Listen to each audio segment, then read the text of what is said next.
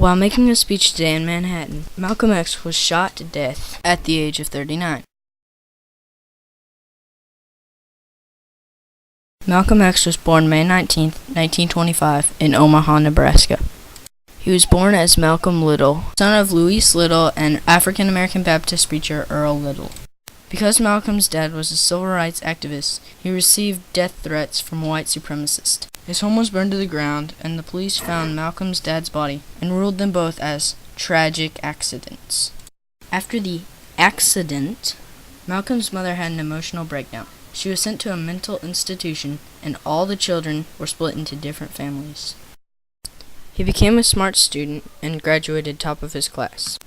Malcolm wanted to become a lawyer, but his teacher told him it was not realistic for a black person. After hearing this, he dropped out of school, went to Boston, and started committing petty crimes. He was arrested for burglary and was to serve 10 years in prison. After 7, though, he went on parole. It was at this time when he had a period of self-enlightenment. Malcolm's brother Reginald would visit and discuss the recent conversion to the Muslim religion. Reginald belonged to the religious organization, the Nation of Islam, or NOI.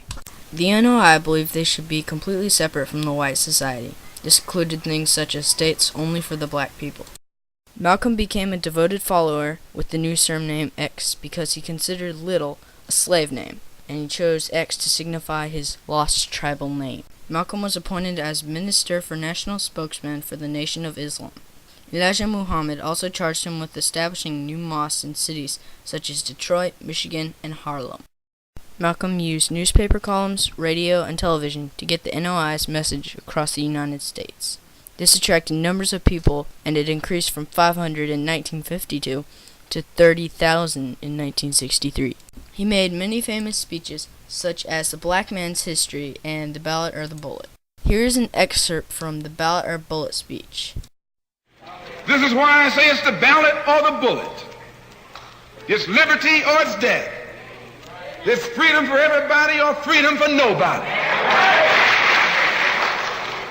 America today finds herself in a unique situation. Historically, revolutions are bloody. Oh, yes, they are. They have never had a bloodless revolution or a nonviolent revolution. That don't happen even in Hollywood. You don't have a revolution in which you love your enemy. And you don't have a revolution in which you are begging the system of exploitation to integrate you into it. Revolutions overturn systems. Revolutions destroy systems.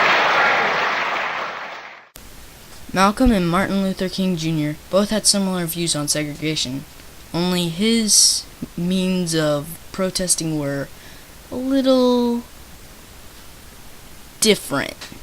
His protests were generally more violent, as Martin Luther King's were nonviolent. These protests and speeches always stirred up the people, sometimes for better, sometimes for worse.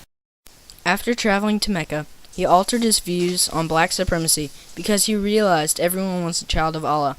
He later told black leaders racism was a world problem. Though some people disagreed with his principles and methods, many regard him as a great leader.